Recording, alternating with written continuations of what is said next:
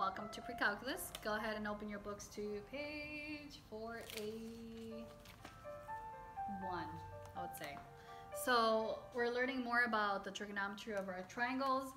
Continue on to our lessons. Make sure you're only filling them out on the online. I'll let you know if I need it per PDF or per email, etc. The thing you'll need for the lesson is just a calculator, just so you can do sine, cosine, and tangent in this. But it's also understanding all the rules of the right triangles. So here, SOHCAHTOA, sine, cosine, and tangent.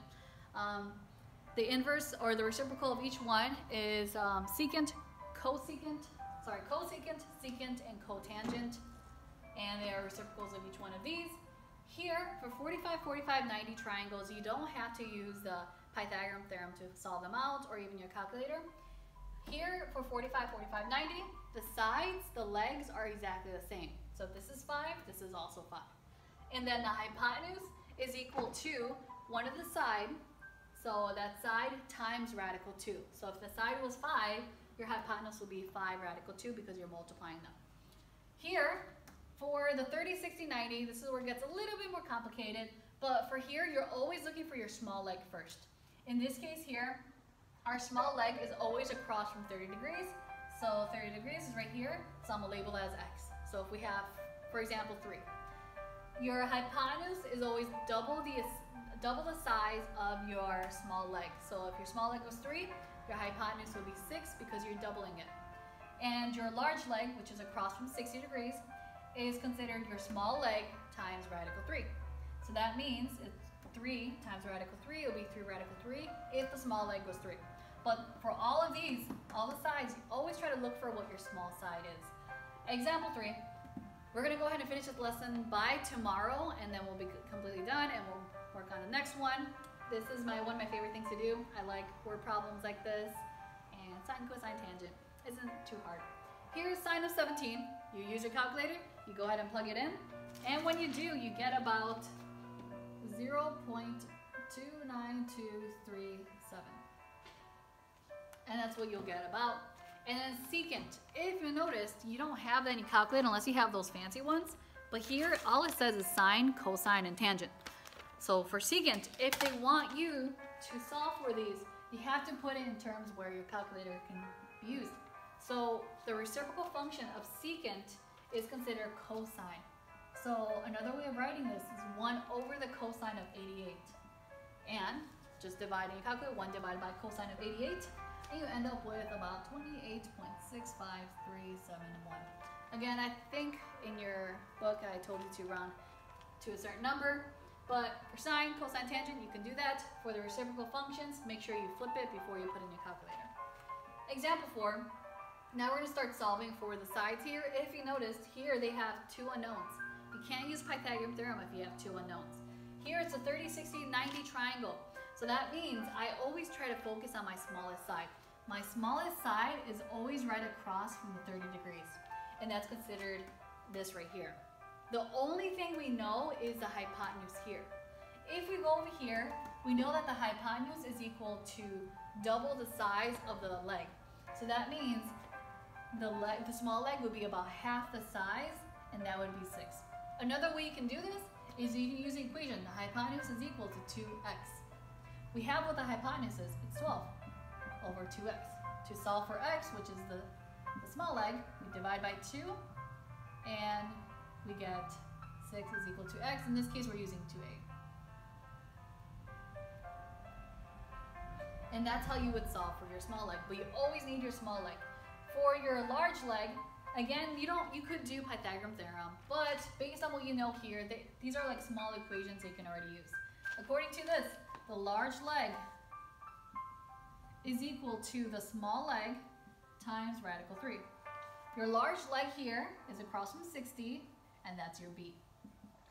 Is equal to your small leg, thank you, is a small leg, which is 6 times radical 3. You can't simplify that, and therefore that's what your b is 6 radical 3.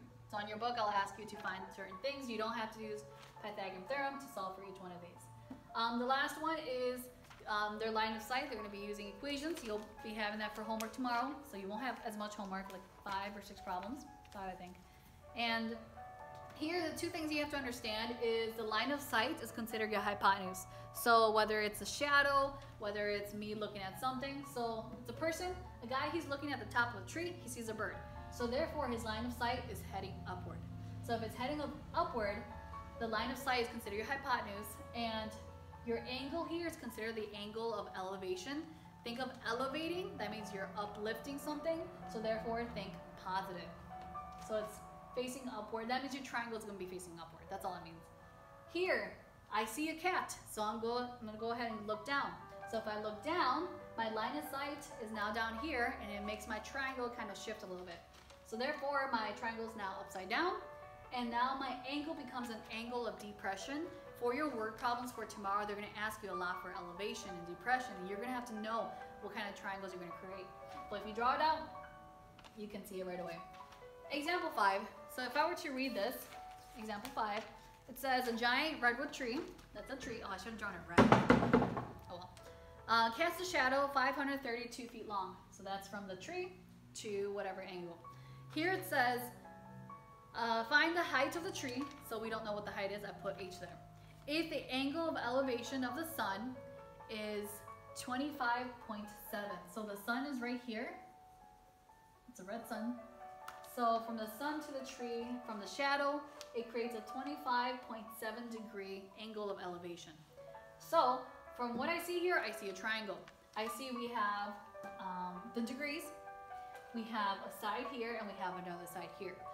Now we have to use one of our three functions, sine, cosine, and tangent.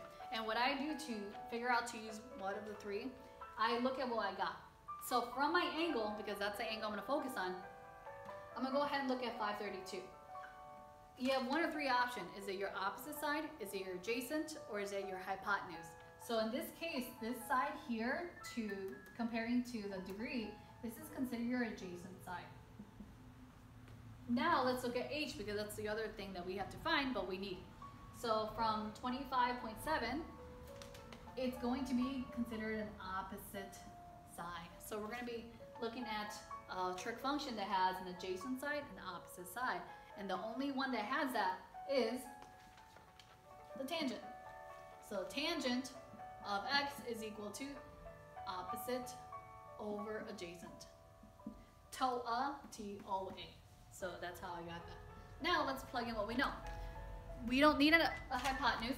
They're not asking for the line of sight. All we're looking for is the height this. So I'm seeing what I've drawn, what I have here. I'm seeing what I can use to solve for this.